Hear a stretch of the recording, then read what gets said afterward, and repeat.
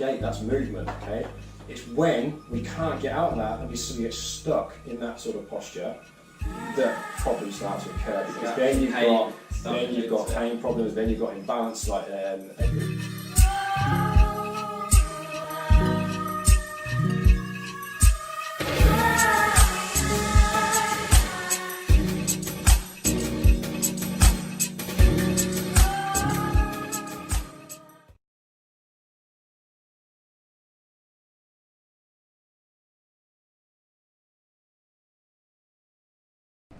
Okay guys, welcome back to the Tier 1 show. This is episode number 3, so with me, Ollie and Stuart, so we've got all the introductions there. So yes, episode 3. Today we're talking about what we see in our patients, so what we sort of see when you guys come to see us, and what we find when we do our assessments and stuff. So obviously the past 2 weeks have been sort of a lot of us talking, very theory based, sort of quite heavy, which you should obviously go and check out as well. So click the links above us here, just to go back and sort of recap where we're up to.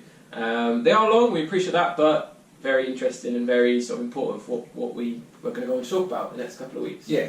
So really, it's this sort of this point and really next week and beyond where things start to get interesting. We start to hand out really useful information about your pain, your problems, your region of your pain and stuff like that. So obviously next week is low back, is it not? Low back and sacroiliac joint. So if you've got low back pain, definitely tune in next week. The week after that, hip, shoulder, all that kind of stuff. So. So we wanted to talk about, didn't we, like, but what we classically see in our patients, and obviously Ollie was making a list earlier, and that's some really useful stuff like that we tend to see on a very, very common basis. The first one is pain. So big one. This is huge. That is the number one reason why people come through our doors and come to see us, or like drop us emails from wherever, like the UK or beyond, is because they're in pain or you're in pain. Okay, and we get that, we appreciate that, and I've experienced pain for many operations and stuff like that. I'm a bionic man these days. So I think we've all experienced pain. The question is, what is pain? Well, that's the big thing, is that people don't really understand what pain is, and obviously once you understand it, you can then combat it, and you can understand that it won't last forever. If you change the way you think or the way you feel about it, that can have a profound effect. If you change the way you move, that has a huge effect on pain. So a lot of people who suffer like low back pain, that is because they're not moving right, or they're not driving air into the right places, and obviously then like your body then perceives pain. And that's the most important thing to realise. Pain is not an input, so i.e. really interesting fact for you, so of the 46 miles of nerves in your body, and out there, so there's 46 miles of nerves in the average person. A lot of nerves. How many do you think sense pain? Well, I do actually answer this, but I won't spoil it. So I'm going to say 30 miles. Zero. Zero.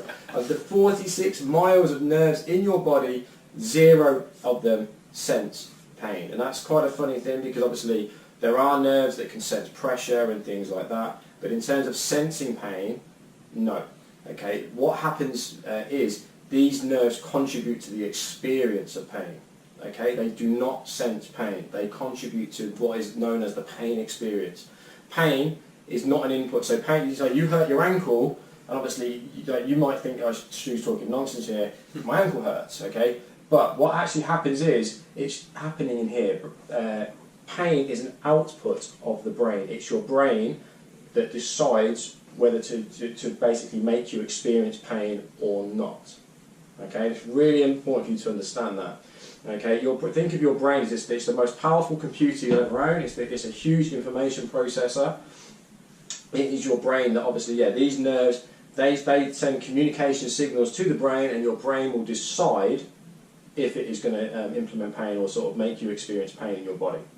Okay, and that's once you know that, you can then combat it. Okay, so think about, if we use the ankle as an experience. Okay, Ollie, you sprain your ankle. You're in pain. Your ankle's hurting. You're limping around. You go out there, and all of a sudden, or say you take a holiday to Canada or to the North Pole, and you stumble across a polar bear when you've got a sprained ankle. Are you going to be able to run away? Pretty sure I am. Yes, right. I guarantee you'll forget all about your ankle, because your brain has then processed information. It's like, okay, I'm getting these sensory signals coming up from my ankle telling me it's hurting, but now my life's in danger, and the brain's thinking I'm in danger. sees a polar bear, forget about that. You will be able to run as hard and as fast as you can, I guarantee it. Okay, and it's really so. If that was a physical thing, and you come across a polar bear, you'd be in big trouble. It's your brain that experiences. So is it like a warning system? Is it asking you to stop something? Maybe the best analogy I've read from Bill Hartman's book, and I've done some other research on it and stuff, is that this is the best analogy. Pain is a warning system, and it's like a burglar alarm. Okay. Just because your burglar alarm is going off, I know how annoying burglar alarms are. In the morning, your neighbours, nobody cares about the burglar. Everyone's thinking, shut up. Okay, just because your burglar alarm is going off doesn't mean there's a burglar in the house. Okay, pain is a warning sign that something may be wrong, not necessarily that things are, or that if there's something is wrong. And that's our job. That's when people come in. It's like to decipher this whole, unravel this whole complex system. Why is this brain deciding to kick this output of pain? It's really easy if someone's come in with a traumatic event. Somebody comes in with a sprained ankle. It's very easy to get to the source of what that is. It's more complex. Pretty obvious. Broken finger. It's more challenging when somebody comes in and they haven't injured themselves. They say, I haven't done anything, but I'm in agony, my back is killing me, or my leg hurts, something like that. That's when we have to then sort of unravel why it is that the brain is deciding to send out this warning system of pain. And that sounds quite sort of odd, but believe us, we hear that a lot. Yeah. A lot of people have no idea what they've done. Yeah. They just, their shoulders started to hurt one morning and it's not stopped hurting, and that's very common, it's very normal. And sometimes it is literally as quick as doing the right breathing drill and getting air into there, and obviously what we're looking to do then is communicate with the brain to say that, you know what, everything's okay. It's a bit different if we find something, and obviously then we have to go through that whole, the R1, R2, R3 process and stuff like which we talked about last week, but yeah, so that's the number one reason why people come to see us, and why you guys do come to see us, or messaging service and that, is because you're in pain. And honestly, we really, really get that, and obviously we're really sympathetic to it. But hopefully, when we get it across to you that this pain, it's an experience, and this experience will not last forever. It's like, obviously, people used to have low back surgery, willy-nilly, surgeons operate the low back all the time.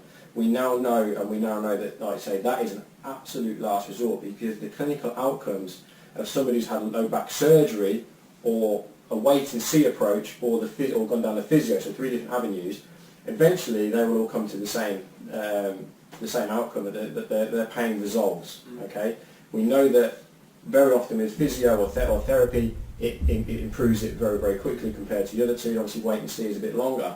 Surgery can get you there as well, but ultimately down the line, the outcomes are all the same. So why risk the surgery? If there's something that's not in the right place, not working properly, but the surgery does something in the back, it's going to come back, isn't it? Yeah. It's going to come back. Yeah. And also I think it's worth noting that pain is a tool for us, isn't it? Because we can gauge... It's a clinical guide. Yeah, if we're going the right way. So if you see us 1 week and your pain is sort of 8 out of 10, we do some breathing drills, we do some exercise, etc., etc. Next week you come back, your pain's 5, then something's working, isn't it? Something's helping and making you better. It's the ABC approach. Think A, B, C. If someone's got good airflow, if someone's got good breathing and good control, or if someone's got good alignment, good breathing and control, they're going to move well. Okay, people who move well because of all those 3 things, chances are they're not going to experience pain. Unless they really hurt themselves. Like I said, traumatic event. But those people, chance of chronic pain, very, very good. You couple that with good nutrition and good sleep, you're laughing. So that's the biggest thing with our guys. Are they breathing well? Are they moving well? Have they got good good movement variability? Can they go in all directions really well? Are they getting the right sleep, the right recovery, and the right nutrition? That is a very healthy athlete. That is a very healthy individual or person. They are not going to experience pain. Like I say, I bet a lot of money on that. Okay, it's people who are eating poorly, sleeping poorly, moving poorly, or breathing poorly. That's when obviously your brain starts to get confusing and prioritise things, and that's when you start to compensate, and that's when you start to then obviously delve into the experience of pain. So I think we've killed that to death on it. Yeah, I agree. If you've got any more questions on pain, obviously just fire them away. Obviously it's a huge topic, but we really are now starting to understand it and understand what it is, and as a result of that, I know our interventions are getting a lot sort of crisper and cleaner, and obviously we're getting people out of pain a lot quicker. Okay? But think about it. Breathe well, move well, sleep well, eat well, recover well, you're fine. They're the big 5. Okay, so, shall we move on? Yes, moving on. Okay guys, so that's pain's hit with a hammer, smack to death. Spoke a lot about that. So we're going to go back now to sort of what we actually see in our clients when we assess them and things like that. So we may talk about assessments in future episodes and stuff, but now we're to tell you sort of what we find when we do our assessments and stuff. And the biggest sort of takeaway I find, and the same for you, Stu, is how people move air around their body, or their lack of ability to move air around the body, which sounds like quite a strange thing to say, but very important in terms of movement and how we move well. I think most people think, yeah, I breathe alright, I breathe in and out, I don't die, I'm still alive. But amazing when people don't breathe properly. So yeah, Stuart, has anyone taken anything on there about breathing and stuff, and what we do and how we breathe it? So, we've just talked about the brain and pain. Question then, what will the brain always prioritise? Breathing. Yeah, If you don't breathe, you die. Simple as that. It is as simple as that. If you don't breathe, you're not going to last more than sort of 3-4 minutes max. Okay, so the brain will always prioritise breathing. Now, if you can't drive air around your lung, like say you can't expand your lungs in 360 degree direction, what we call circumferentially. Think about your lungs as a balloon. Okay, that balloon or those lungs have to expand in all directions. Okay, if you cannot expand that lung in all directions, something is wrong. And this is what we see in a lot of our clients, is they can only move air in one direction, because air will always take the path of least resistance. So if someone hasn't got a fully functioning core, someone's pelvis is tipping down, which makes their ribcage tip up, their abs get placed on length. Think about them as an elastic band. The longer you make an elastic band, the weaker it gets. So people who are in that sort of extended posture, with their ribs flared, with their abs long and weak, they are going to move air forwards in the body. And they're not going to move air in the back end of the body, because that becomes really toned up. These are the guys that suffer back pain, hip problems, shoulder problems, and neck pain and stuff like that. So airflow is the number one thing. So what we classically see in a lot of our clients is they can't move air into the back of their body. Now that has a whole host of impacts. It often means they cannot move, they cannot flex or bend forwards, because if you've got air coming out the front, so all your air is here in your torso, and you can't move air into the back. When you bend forwards, that air can't get compressed into the back end of your body. So you end up getting tested, isn't it? You actually get stuck. Yeah. So if somebody can move air into the back of their body, they can touch their toes. I can move air into the back of my body, obviously, but so you've assessed me today. Yeah. There is a little bit I can't move air fully into the back, into my shoulder blades and stuff like that. So that's the biggest thing that we see is airflow in the body. So we need to look at where is air moving in the body versus where is somebody who's in pain, or somebody who's very stiff or can't move or can't flex or can't bend. We have to look, can they effectively breathe? Can they effectively move air into the back of their body? So like I say, a lot of the guys we see can't do that. So that's airflow. Airflow's a big one. Huge. Coming back to the pelvis, it's going to be the hip, isn't it? Yep. Sitting in that right hip. Most people sit in the right side. Yeah, so people who sit think about, like I used the analogy in the first episode, like hairdressers, people who stand up all day, waiters and that, they sit in that right hip. And that has a profound effect on rotation, right side versus left side. So I'll keep this short. So what we classically see with our clients is a limitation for them to be able to rotate their leg inwards on the hip. So that's what we call internal rotation. On the left leg? On the left leg. So on the left side, we will see reduced internal rotation. So let's, we'll put a video up, we'll put a picture up at the end of this thing. Of actually me today. I'm a classic. I've got 45 degrees of rotation on this side, and I think it was 27 or 28 on this side. So what we classically see at the hip is a limitation in rotation on this side internally versus that side, which has more. And then we tend to see external rotation, so rotating outwards on the hip, so the hip rotating outwards. You see more on this side and less on this side. We see a straight leg raise reduction, so people who can't lift their leg up as high on the left side versus the right. We see a reduction in shoulder internal rotation on the right side, so people are really good on the left, and then they can't sort of rotate on the right. And that's all to do with that position of the pelvis. And a lot of our clients, the vast majority of our clients, are really toned up through the neck and through the lower back.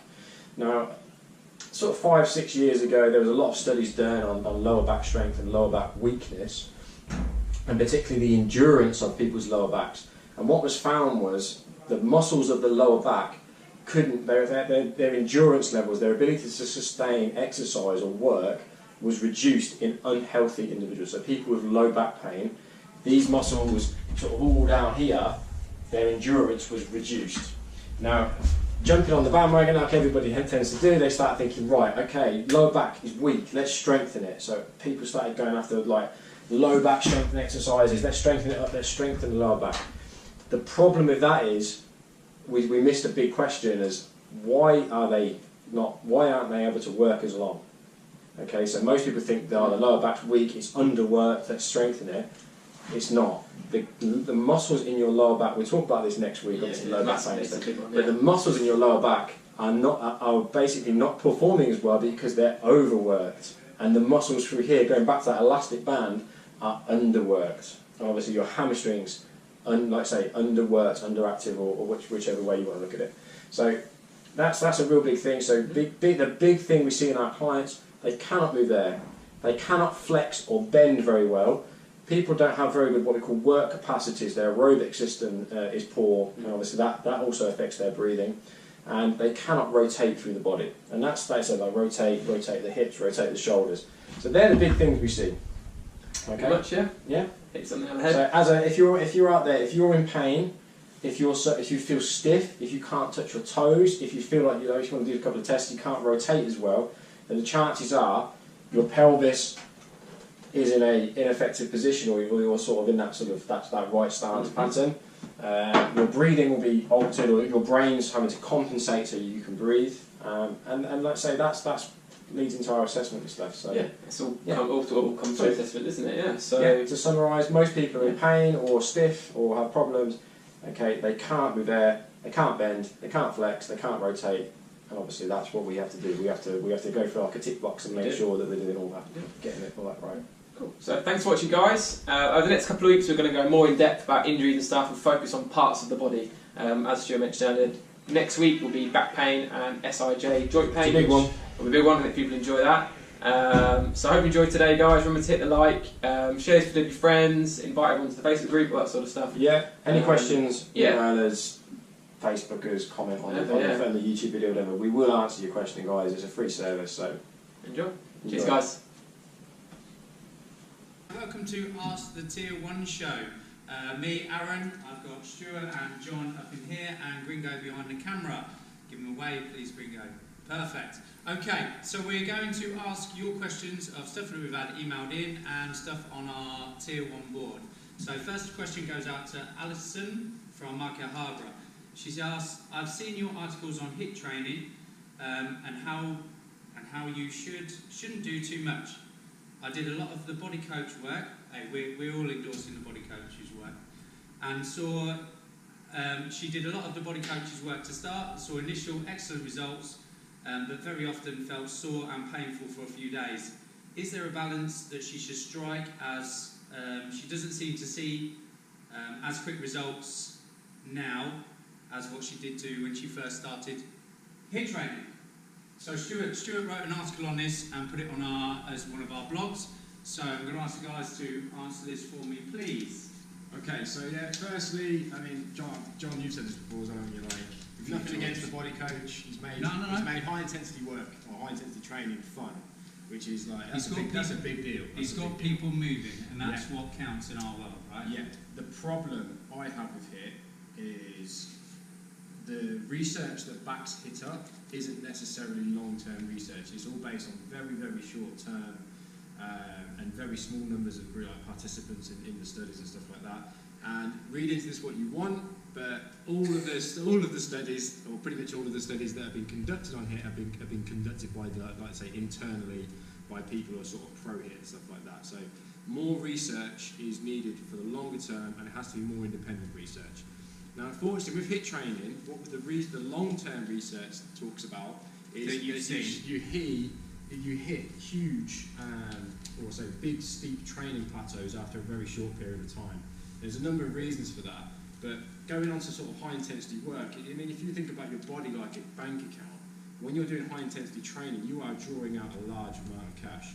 And if you start doing, like Alice was saying today, if you start doing consecutive sort of days of hit, like 2, 3, 4 days at a time, that's a lot of cash withdrawals on your body, and at some point you have to pay that back. So high intensity work, in theory, you need to do a lot of you need to look at your recovery, and you need to have sort of like recovery periods in between these sort of high intensity sessions, so that you can actually pay that money back and actually get the benefits from it. Recovery is where the magic happens. So yeah, if you're doing high intensity training on consecutive days, probably not a great idea in terms of sort of joint health, low back pain health, knee health, and in terms of sort of recovery in that, yeah, it's not a great idea. I don't know if John wants to add into that anything. I'm only going to really echo what you said, to be honest. I mean, it's obvious why you got results so quickly, because you worked so hard for in the first 4 to 5 weeks, probably going from doing no exercise to like, exercise, chasing for 4 to 5 weeks, getting these really, really great results.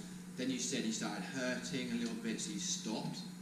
And that's only what happens with high intense exercise. You keep doing it, you start breaking down, and you're not consistent. And consistency is everything. The person who trains twice a week really, really hard won't get the results with the person who trains like 5, 6 times a week at a nice moderate level. That's just it. The person who's there for the long game will have the results. If you do the high intensity stuff, which we've worked for those 4 to 5 weeks or so, then you hurt yourself. You're in that vicious cycle of basically going after it, then saying, oh, you know what, it's too much for me, it's too hard for me, I'm going to have a bit of time off, and then having to chase it again as you gain more weight or you lose out of shape. So yeah, the bottom line is, I think like it's a person who's consistent, is a person who is going to get the results, as opposed to a person who really goes after it, and then the guys are always aching and in pain. And do you know what? You don't want to be aching and in pain, do you? You want to enjoy it. I think though, for me, you look at a great business model that you're going to get the results. You're going to get the results. You're going to see it. What a brilliant business model that goes, yes, you're going to get the results. Yes, you're going to get the results, and then they start tailing off. Who do you then contact? Do you contact your coach back again and go, actually, I need to pay you a bit more money to see this again? It's a perfect business model, isn't it? It's supply and in the demand. fitness industry, I think we're still stuck, unfortunately. It's been there forever that you have to feel like death after a workout. At the end of a workout, if you're not absolutely gassed, chucking up on the floor, next day you can't walk down the stairs, that's like, then it's seen as like this awesome workout, and actually that's not it. That's not it. We use the high-low principle here, don't we? Really, it's a great effect. So after every high-intensity day, so if you've done like a HIIT session or something like that, have a low day, and that's where you then actually promote recovery within the body. You get the great results still, because that's when your body's adapting still from that high-intensity day, but you're still training the next day. That's the most important thing. You're still training. It's at a lower intensity. So that low day, you're promoting recovery in the body, but you're still in the gym training. And that's when you get that trend of improvement. So most people do sort of lots and lots of high intensity work, lots of John's legs.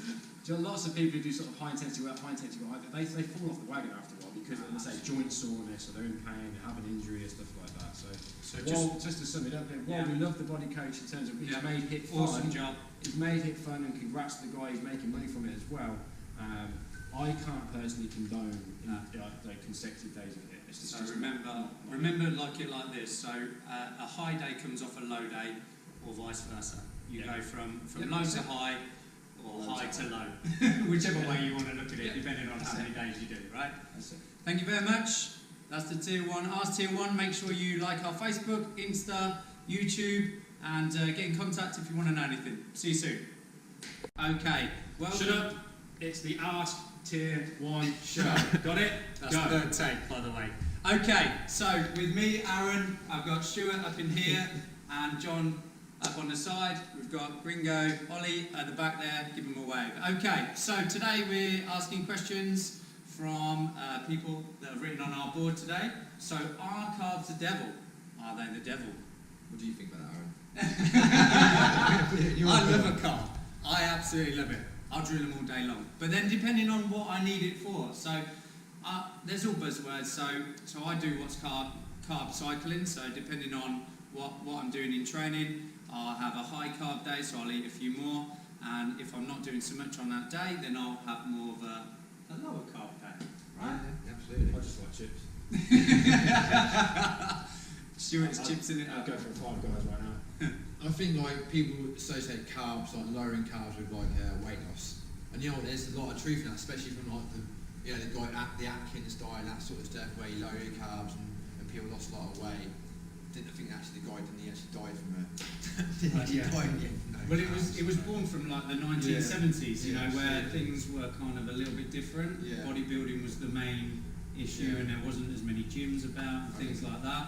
So yeah, Atkins founded most South Beach, you know, all the other ones that you. I think it's You got that little tangent. Yeah. So basically, there's two types of carbs really. There's a fibrous carb and then there's a starchy carb. And the fibrous carbs are the one you can have all day long, which are awesome for you, and they are your fruit and vegetables, and they are ultimately your health.